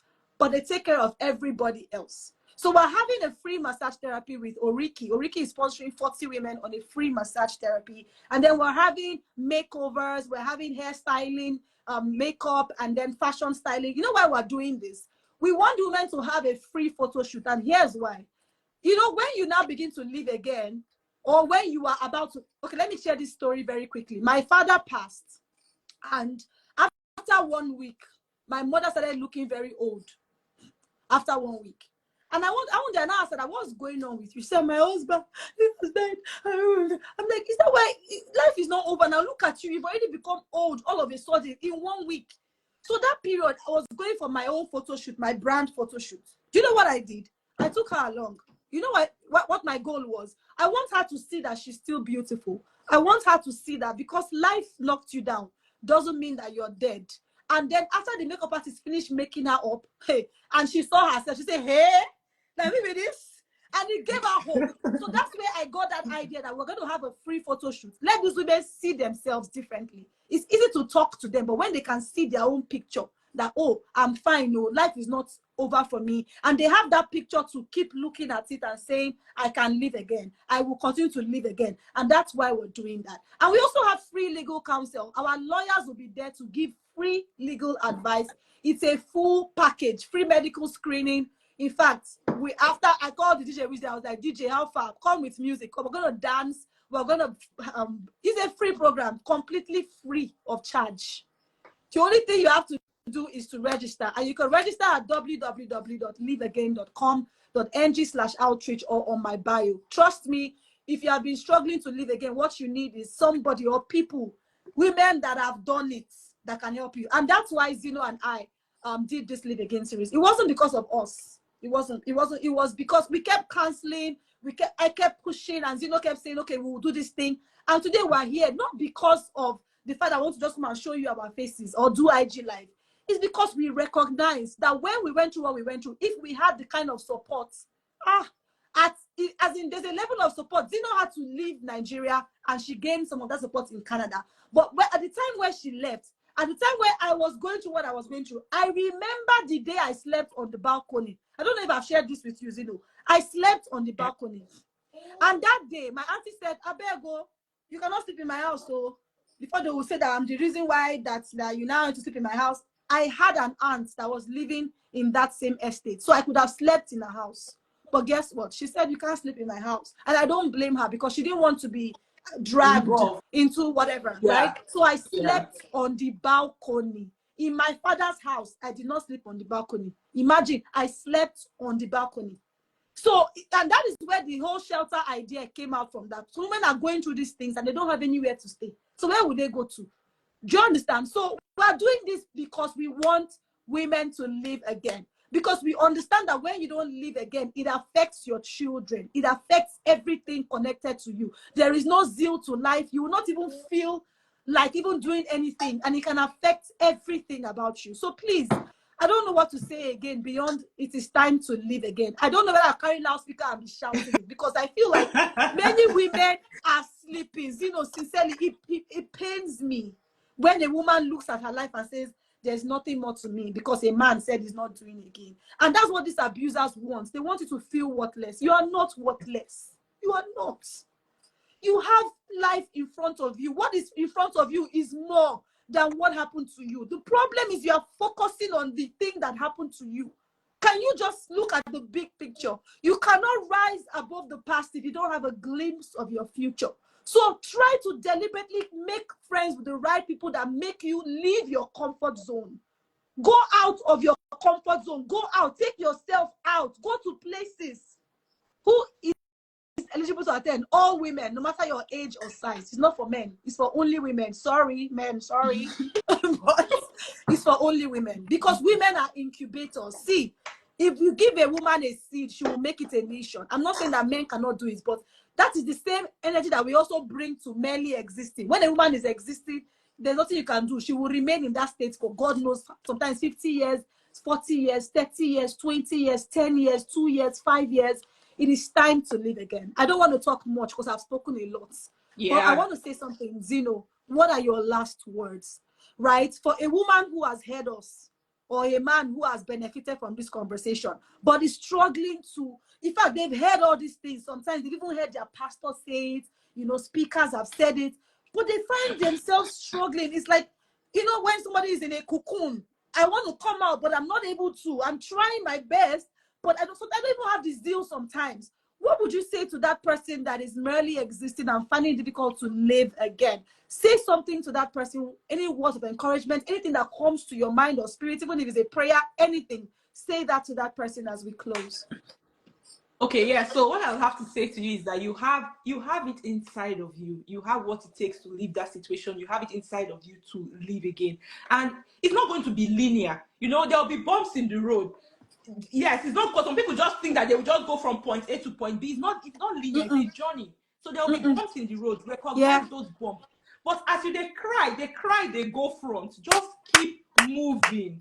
Don't stay stuck. So you need to find like support system. Really, you can't do this alone. When you have been put down, sometimes you need somebody to pick you up. And stop hiding. The people that you're hiding from, they are seeing it. They're just waiting for you to come and talk. So this hiding, it doesn't help anybody. Just find people that you trust, that you can open up to and talk to them. Leave your past in the past. Stop. You will slow yourself down, dragging your past. In fact, you will not even make it to the future. So leave your past in the past and walk into your future.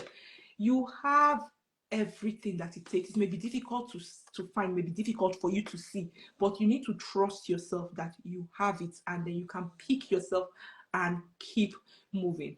See, it will not, what you are going through is not your whole life. It is not you. This is not the beginning and the end of you. It's a phase, and it's going to pass. Remember, they say there is always light at the end of the tunnel.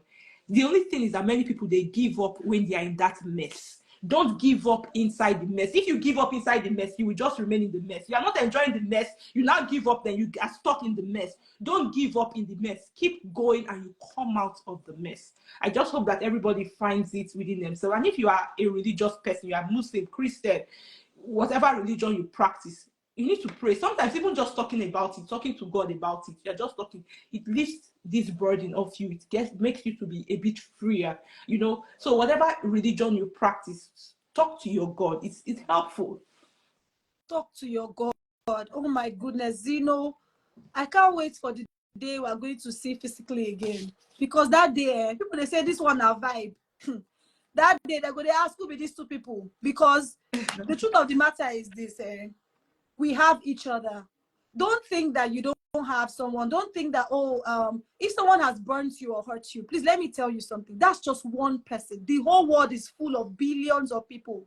That's just one person. Don't just write off and say, women don't support women, or people don't love people truly. No, one person was the one that did that to you. Please open yourself up again and live again. Because many times the reason why you're not living and you're stuck there is because you've not let go of that pain. You still do things because of that thing that you went through many years ago. You need to heal. You need to heal. I don't know how much we can re-emphasize and emphasize this. Someone is asking, will the replay be up? Yes, I don't know if I'm going to tag Zino or I'm going to leave it on my page, but I'll share it on my stories. Either way, whatever one works, you can access the replay. Someone is saying, are we childhood friends? Because it seems we have a lot in common. My sister, we're not childhood friends, but we are friends. We met in University of Benin, and we share the same story of abuse. We understand what women go through. We know, we understand the pain of living again. And like Zino said, it's not going to be a linear thing. It's a journey. It's not an event. But let me tell you one thing that will drive you and keep you going is knowing that there is more ahead of you, and knowing that there are lives connected to you. It works. I want my children to hear about me and be inspired, and not hear about me and be depressed. And that keeps me going. So don't say that. People say that, the reason why I did not leave all of my children. You are giving them nothing to look forward to. Trust me. Someone is saying, I missed the gist, so give me some. You have to watch the replay. We are done. We are done. Except give you the summary. We are done. We've spent oh my God, almost 2 hours. Yeah, Jesus. I was about to tell you that I need to run because I have to go into another meeting. Let's go. Thank you, Zino. Wow, 2 hours. True. We are out more. The energy was something else. Thank you so much for You know, thank you so Informa, much you know, for doing this talking has with me. always been your thing. Remember that day in our NYC room, in NYC camp, when you started talking, and everybody was quiet listening to you. And you're like, you see, I'm talking, none of you are quiet and listening to me. Like, I know what I carry. I don't know if you remember in NYC I can't camp. remember. Are you serious? Child. You know what someone told me? Someone told me that Informe speaks, this is what you were born to do. Can you Exactly, yeah. remember? Can you remember Ella Lab? There was a guy that was challenging us, and you were the only one that said you can't do this. And they were looking at me like, hey, no, they fear. I'm like, I can't remember. He's like, you are bold. You've always been bold. That this is you. This is what you were born to do. I'm like, wow. People actually see, just like you said. Yeah. People actually look. So stop. Don't stifle yourself for anybody. It's time for you to live again. Someone is asking if singles can come. Yes, singles, married, separated, divorced, bleach, no bleach. Anybody else that bleach, no bleach. Anybody come for the Live Again outreach. www.liveagain.com.ng/outreach. We gotta go. Thank you so much, everyone. This was fun. I had so much fun. Thank you so much, my lovely sister Zino. Scratch that. My lovely sister Doctor. Put some doctor in that name. Is it easy? Oh God, I love you, girl. Thank you for having me. I love you, girl. We'll catch up after the live. Thank you so much, everyone, for joining. We have to go now. Bye. Bye, everyone.